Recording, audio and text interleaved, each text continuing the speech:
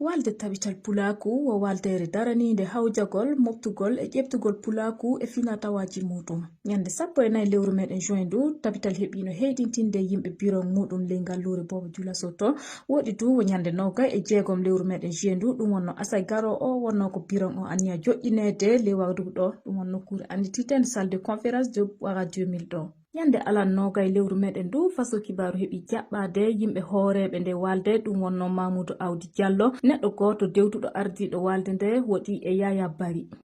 Biro keso on kam joƴƴinegol muɗum wonduɗen anniya muɗum e ley 26 lewru waro nduɗo ɗum wonno lewru juin ndu ley ñalaɗe 4 waroje ɗe asayere warore nde e ley gallure meɗen Ouagadougou ɗo ley salle conférence Ouaga 2000. donc ɗum sigilaji muɗum wonno ko waddi en ko hawrondini en ɗo hande fa humpiten suudu baba fa nodden suudu baba fa holliten suudu baba na dooma na weltana na muuya fu hawriten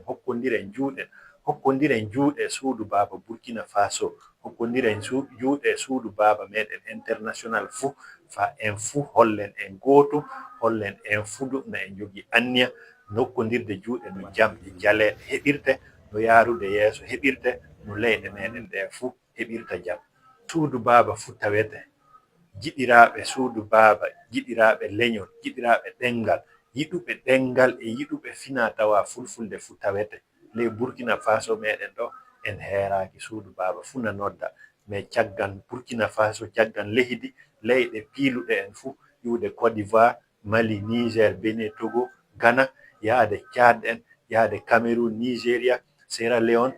Gambie, vraiment leyɗe meɗen hewɗe hokki konngol muɓɓe noototo en e ngal kawrital meɗen ngal waɗatake na dow hoorako premier ministre meɗen Jean-Emmanuel Ouédraogo kan wonno patron kawrital ngal mais fa hande Sanka e Maggan yo ministre sécurité kamɓe PDG Canis International Inoussa Kanazoy donc ɗiɗo sakitiɓe ka fu ɓe ka wangarɓe yo sakiraɓe meɗen yo denɗiraɓe meɗen donc ɓe fu ɓe tawdete e meɗen e yimɓe saahiɓe Burkina Faso ɗo ley laamu ley pulaku e ley leñi goɗɗi fu noddama kanankoɓe meɗen sekuɓe meɗen